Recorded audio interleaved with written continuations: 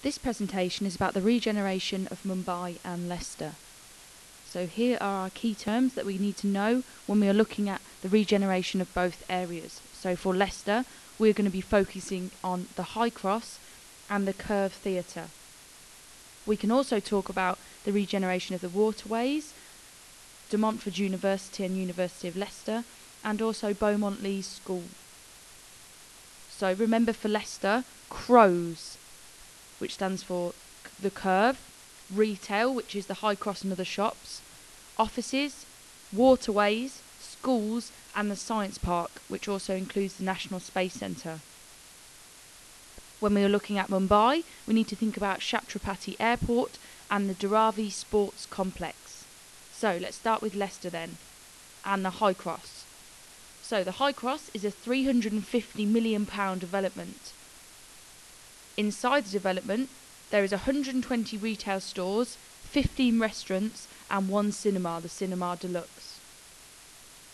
The High Cross in 2010 received 18.5 million visitors, which places it in the top 20 UK retail destination. So people obviously want to visit the new development.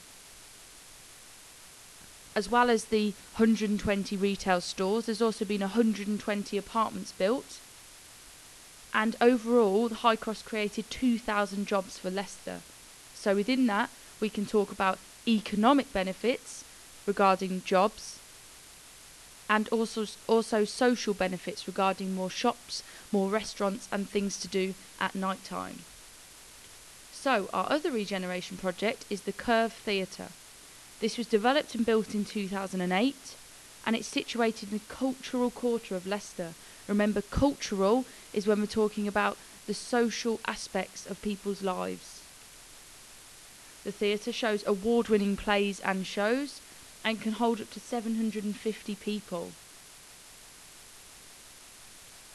So let's focus in on our Mumbai regeneration projects then. So Leicester, we had the High Cross and we had the Curve Theatre. In Mumbai, we'll start with Dharavi Sports Complex. So this was a state-of-the-art complex costing around £1.3 million to develop. It is hoped that the complex will create a better health infrastructure for the area of Mumbai and bring in fresh air and space. The complex will benefit local people of Mumbai in both the rich and the poor areas, as people in the slums will also have access to the complex. There they can mix with people from the rich areas as well as people from the other poor areas, so it can create a multicultural complex. Also, there will be a library to encourage education, so kids and from the poor slum areas of Mumbai might be able to use this as a chance to get a better education. Our other regeneration projects is the Chhatrapati Shivaji Airport.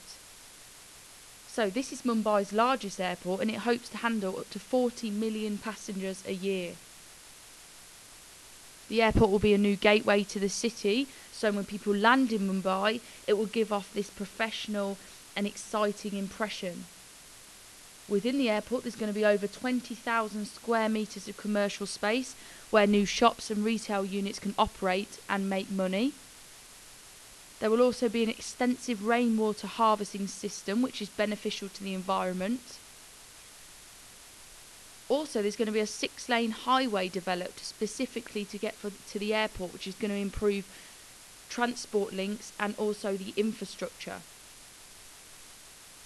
And finally, the airport will showcase Indians' art and ethnicity. This is another cultural and social benefit of the airport. So, let's recap over regeneration.